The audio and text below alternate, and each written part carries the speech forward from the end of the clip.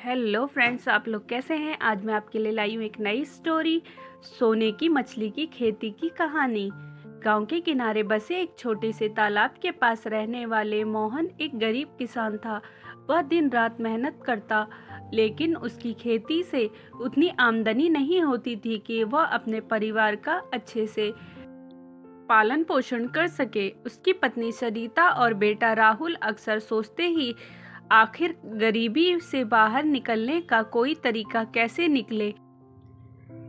एक रहस्यमयी साधु। एक दिन मोहन खेत से लौट रहा था, तभी उसे तालाब के पास एक बुजुर्ग साधु मिले।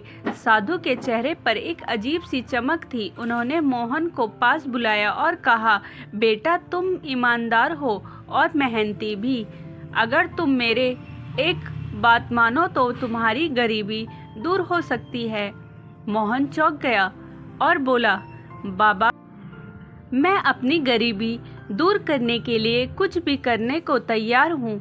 बस आप मुझे कोई रास्ता बताइए। साधु ने अपनी झोली से एक छोटी सी सोने जैसी चमकती मछली निकाली और कहा, यह कोई साधारण मछली नहीं है। इसे तालाब में छोड़ दो और इसकी अच्छे से देखभाल करो। ये तुम्हें बहुत खुशहाल बना देगी। लेकिन याद रहे, कभी भी लालच मत करना। सोने की मछली का चमत्कार। मोहन ने उस मछली को तालाब में छोड़ दिया और रोज उसकी देखभाल करने लगा। कुछ ही दिनों बाद उसने देखा कि तालाब के किनारे कुछ चमकीले कण बिखरे हुए थे। जब उसने गौर से देखा तो पाया कि वह सोने के छोटे छोटे टुकड़े थे। मोहन की खुशी का ठिकाना न रहा।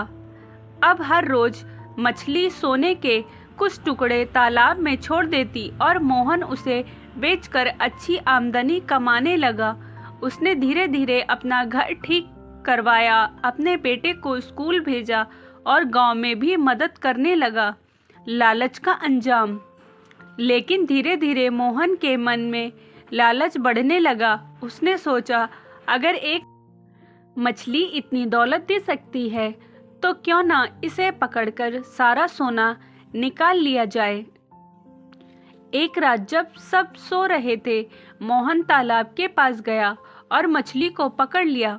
लेकिन जैसे ही उसने उसे अपने हाथ में लिया, मछली अचानक गायब हो गई और तालाब सूख गया।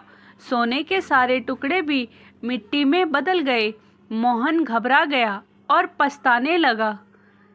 अगले दिन वही साधु फिर प्रकट हुए और बोले, मोहन, मैंने तुम्हें पहले ही चेतावनी दी थी कि लालच मत करना।